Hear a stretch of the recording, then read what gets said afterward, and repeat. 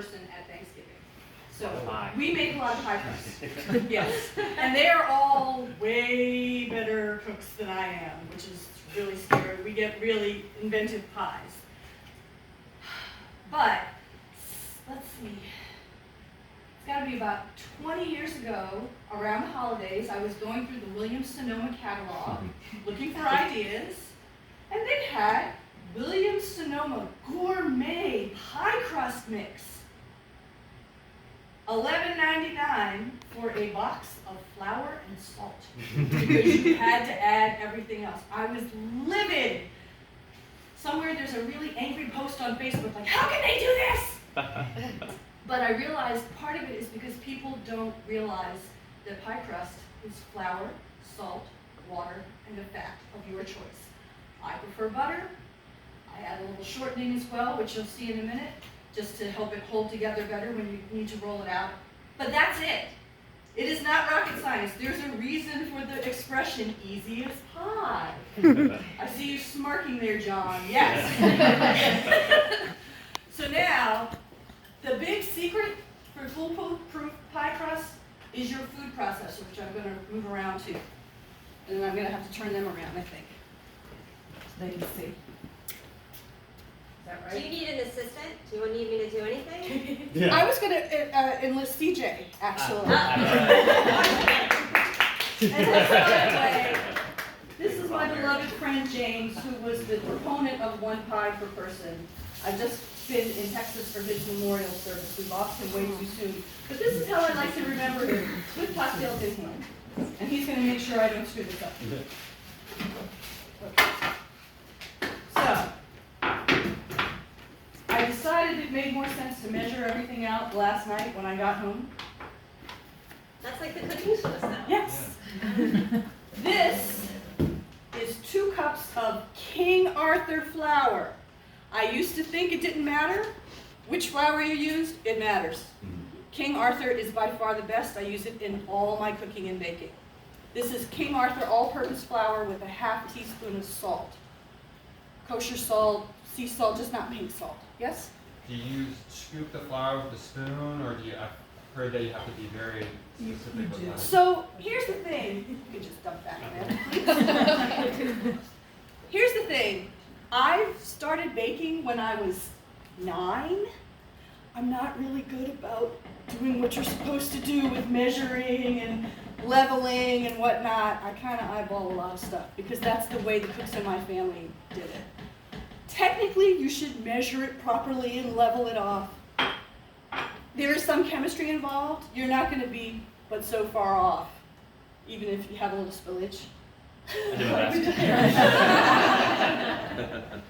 To that, And I brought real paper towels over there. Yeah. We're, Not I think there's the some knives over there. I just realized I forgot to cut it. So I prefer a mostly butter crust. This is unsalted Kerrygold butter. The difference with the butter, European butters have a higher butter fat content, so your baked goods come out super yummy. I should have cut it before, because you should cut it before you put it in the thing, and I'm going to pass that to you as I cut it. Yeah, right in. It is really easy, I promise.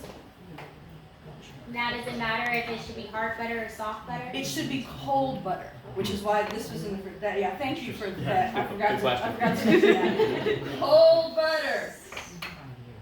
It won't stay cold once it's in the food processor, but you want it to start out cold. The shortening ended up in the refrigerator as well because it was in the same container. And then this is the last secret ingredient. This is 1/3 cup of cold water. You may not need the entire, you may not need the, dump that in. You may not need the entire 1/3 cup.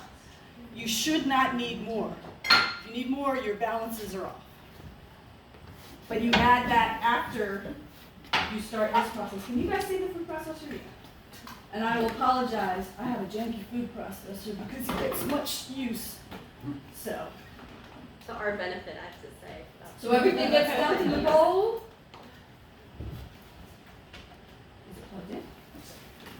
Oh, it's not locked on. That's on me.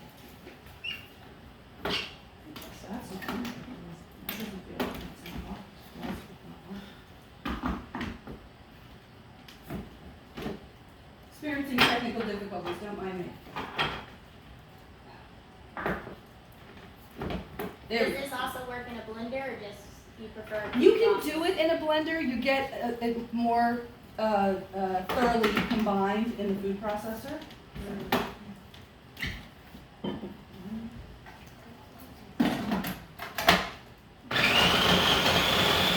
Et voila. So the first texture that you're going to look for, you want to see the butter and the flour combine to look like Crumbs. kind of crumbs, like cracker crumbs almost.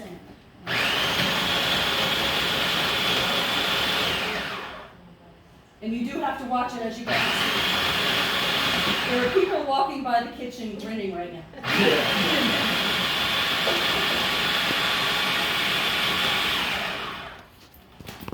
This is a little hot even for me.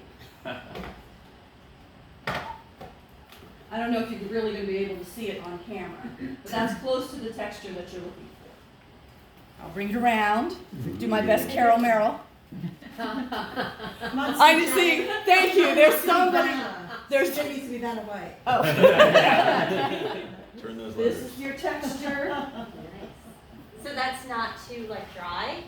No, because you're going to add water Oh, to it. And then you also have to be careful not to Over overmix water. it, overwater Yes. or overmix it, because that can make it tough. Over-mixing, over-handling will all make your pastry crust tough.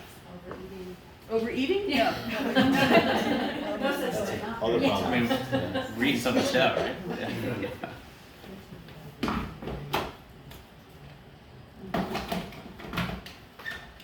That's it. Now the fun part. Yes, James, I know I'm making a mess.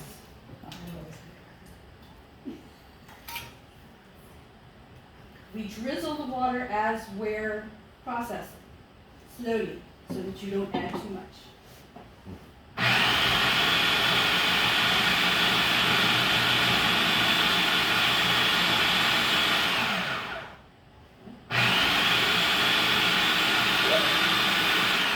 It helps to get the water in the food processor. Just a pro tip.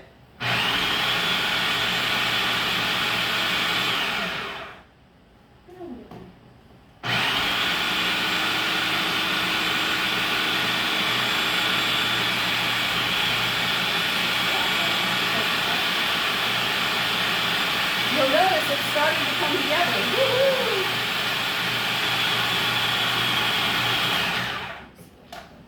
Ah. Yeah. Don't think I need more water.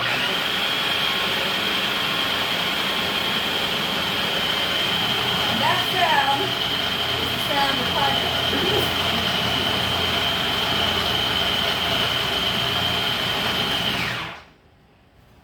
Yeah, it's still a little crumbly. My measurements may have been off last night. It is 1/3 cup, so I'm not going over the 1/3 cup.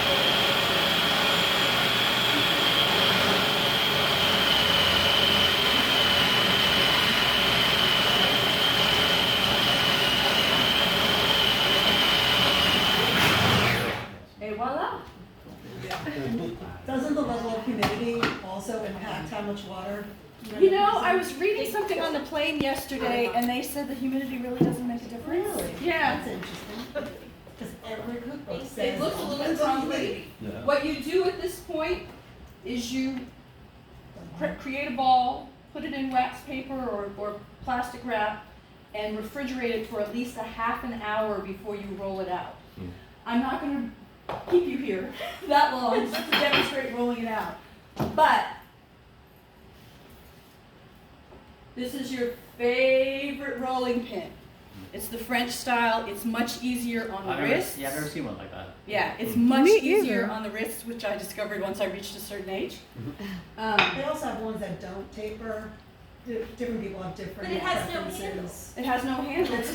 It's You just Some are roll. without Okay. Yeah, it's much better without the handles. And this Did you get that from Williams is Sonoma? key. No. Amazon, honey, Amazon, everything. Amazon, Target. Should get one of a silicone rolling mat. Oh. See, I see John is agreeing with me. Wow, I need I that. can't tell you how many times pie crust will get stuck to your counter. Yes, If the yes. kitchen gets too warm, if you have the oven on, the dough will get stickier. So you want to keep it as cold as possible when you're doing the rolling and pie plate laying. This helps tremendously. I never have trouble getting it up. And the other fun thing is the little circles tell you how far out to roll it I love that. I need to that. meet your pie pan size. Do you put like flour on this when you roll it out? You or can no? put a little bit of flour. You definitely put a little flour on your rolling pin. So flour in your hands, flour on the rolling pin. All good. And that's really all there is to it. So you can buy a crust in the freezer section in a pinch, but You look it's down. not gonna taste as good, and it's gonna have a bunch of crap in it that you don't really want in your pie crust.